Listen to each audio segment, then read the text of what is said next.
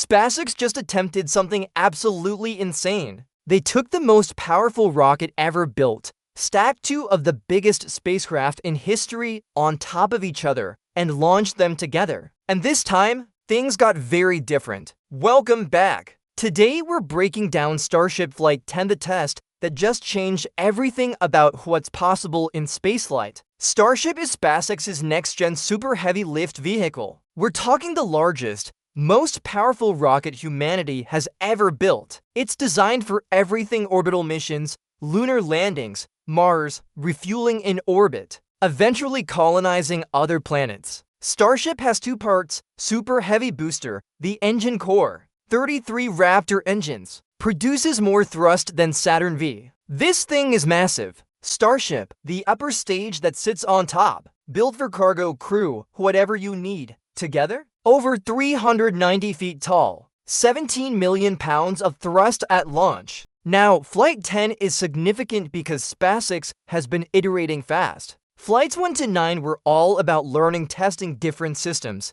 pushing limits, seeing what breaks, fixing it, and going again. But Flight 10? This was different. After the learnings from the first 9 flights, SpaceX made some major upgrades. New engines, new heat tiles, new software, new procedures. Flight 10 wasn't just another test, it was a fundamental step toward making Starship operational. Let's zoom out for a second. In the first 9 flight tests, SpaceX learned a lot. Flight 1, explosive, beautiful explosion, but an explosion, learned tons about structural loads. Flights to 4, made it higher, faster, got to see boost back burns, controlled descents, what the thermal environment does to the ship. Flights 5 to 7, we saw the first booster catch attempt. That failed, but watching SpaceX try to catch a falling 33-engine rocket is wild. Then they actually did it. One of the most insane moments in spaceflight history. Flight 8 and 9, full stack catches started happening. Booster caught by the chopstick arms at the launch tower. Starship did controlled re-entries, partial hot staging tests, survival attempts. But here's the thing, every single flight had something that didn't go as planned. Usually multiple things. That's literally the point of test flights: find problems, fix them, go again. But there's a wall you hit eventually. At some point, you need a flight where more things work than break, where you can actually move forward toward real operations instead of just learning what's wrong. Flight 10 was meant to be stepping through that wall. So what exactly was Flight 10 trying to accomplish? Primary objectives: booster catch, land the super heavy booster again, but this time with improved precision and repeatability. The goal is to make it routine, not exceptional. Hot staging, separate the booster from Starship at extremely high altitude while the booster engines are still firing. This is a more efficient separation technique. If it works, it opens up possibilities for heavier payloads and longer duration missions. Starship boost back and re-entry.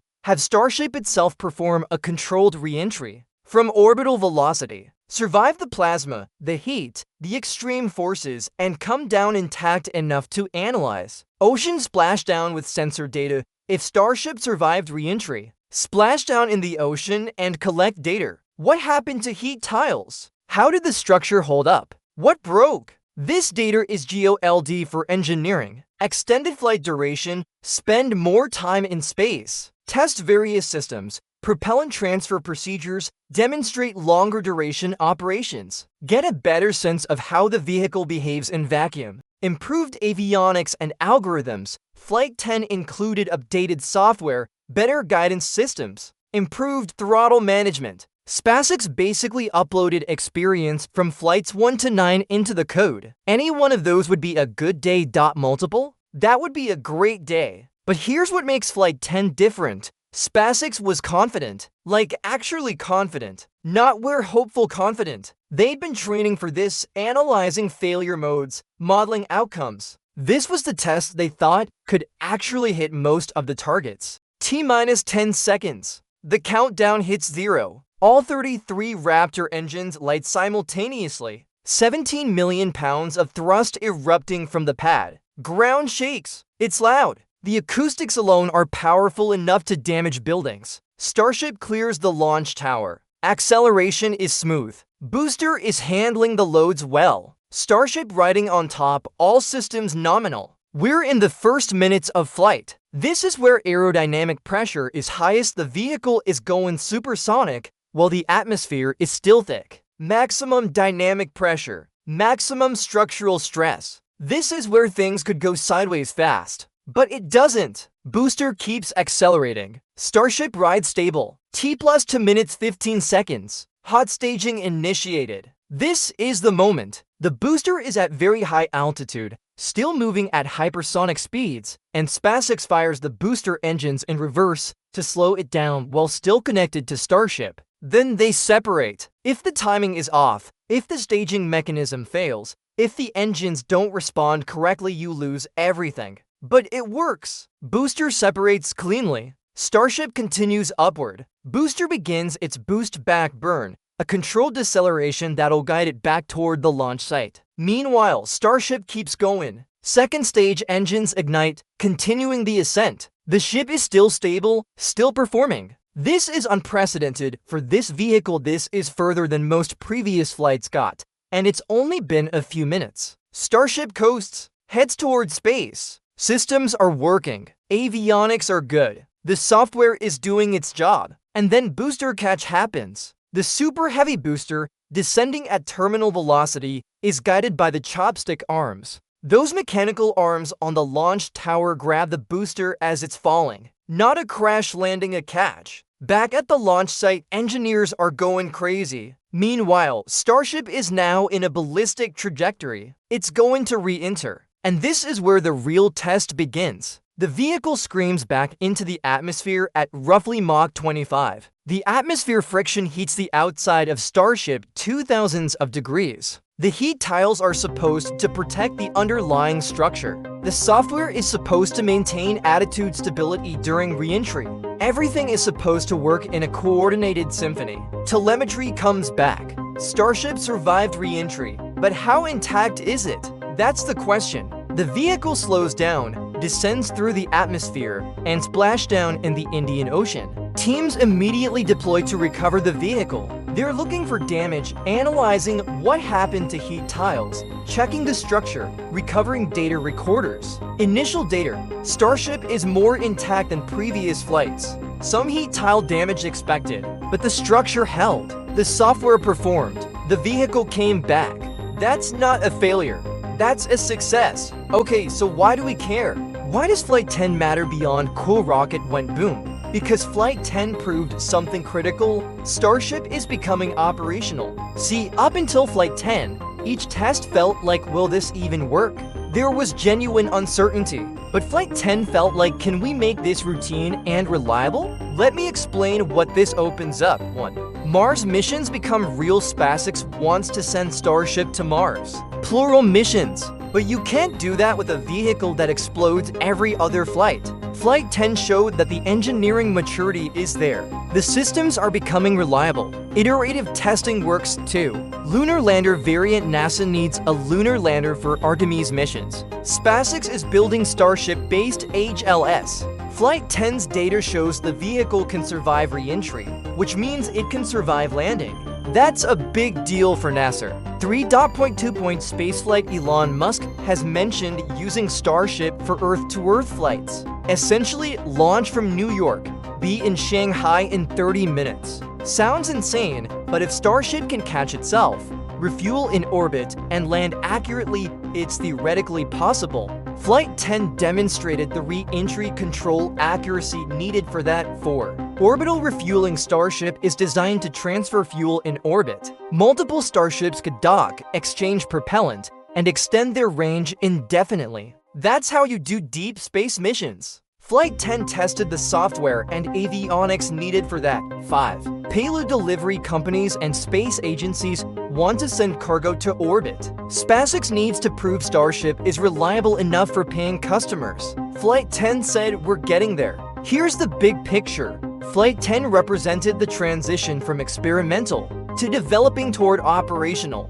This is what separates SpaceX from every other aerospace company. They don't take 10 years and $50 billion to develop a rocket. They build it, test it aggressively, fail fast, iterate, and improve.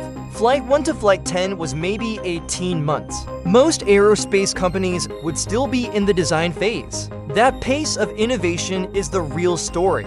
Flight 10 wasn't just a test, it was proof. That aggressive iterative development actually works at scale, and that changes spaceflight forever. But let's be real, Flight 10 wasn't perfect. Nothing is. What didn't go exactly as planned? Heat tile damage was more extensive than hoped. SpaceX needs to improve tile adhesion and durability. Some of the flight's software had quirks. Nothing catastrophic, but not optimal. Booster catch was good, but not perfect. Slight oscillations in the arms. Minor, but they're tracking it. Some sensor data was lost during reentry. Heat destroyed some equipment. They need better sensor hardening. But here's the important part. These are all solvable problems. None of them are fundamental design flaws. They're engineering challenges. SpaceX has already started addressing them. What's next? Flight 11 is in planning. SpaceX will incorporate Flight 10 learnings, new heat tile formula and adhesive process, updated flight software with better stability algorithms, improved booster catch arm damping smoother catches, new sensor packages with better heat protection. And here's the ambitious part. Flight 11 will attempt full stack catch. Not just the booster, they want to catch both the booster and Starship using the same arms. Think about that. Catching a falling rocket is incredible. Catching to rockets perfectly timed, that's next level. But SpaceX thinks they can do it by Flight 12 or 13. After that, orbital refueling tests, docking attempts, real payload deliveries. The timeline is aggressive, but Flight 10 showed they're on track. Here's what Flight 10 really represents. Every great human endeavor starts with a dream that seems impossible. Flying to the moon, insane. Landing rockets vertically, insane. Building a reusable super heavy lift vehicle, insane. But insane becomes possible when you break it into smaller problems and solve them one by one. Iteratively, aggressively, without fear of failure. Flight 10 wasn't about proving Starship works. Everyone knew that would eventually happen. Flight 10 was about proving the method works. That you can develop revolutionary technology through rapid iteration and testing. Starship isn't just about SpaceX. It's about changing humanity's relationship with space. When space transportation becomes as routine as air travel, when you can launch a rocket, catch it, refuel it, and fly it again within hours, then space becomes accessible. Not just to governments and billionaires. To companies, to researchers, to explorers. That future starts with flights like Flight 10, with engineers who obsess over data, with cultures that celebrate learning from failure, with ambition that doesn't accept impossible. Flight 10 was a small step, but it was a step forward, and enough small steps add up to Mars. So here's what I want you to take away. Starship Flight 10 wasn't just another rocket test. It was proof that humanity's most ambitious dreams are becoming reality, not in some distant future now. While you're watching this, SpaceX is building the future, and every flight, every test, every failure and success gets us closer. So what do you think? Are you excited about Starship? Do you think we'll actually land on Mars using Starship? Or do you think the timeline is too aggressive? Let me know in the comments. I read every single one. And if you love space exploration, SpaceX, or just humans doing impossible things, smash that subscribe button. New videos every week, and we're diving deep into the future of spaceflight. Thanks for watching. I'll see you next time.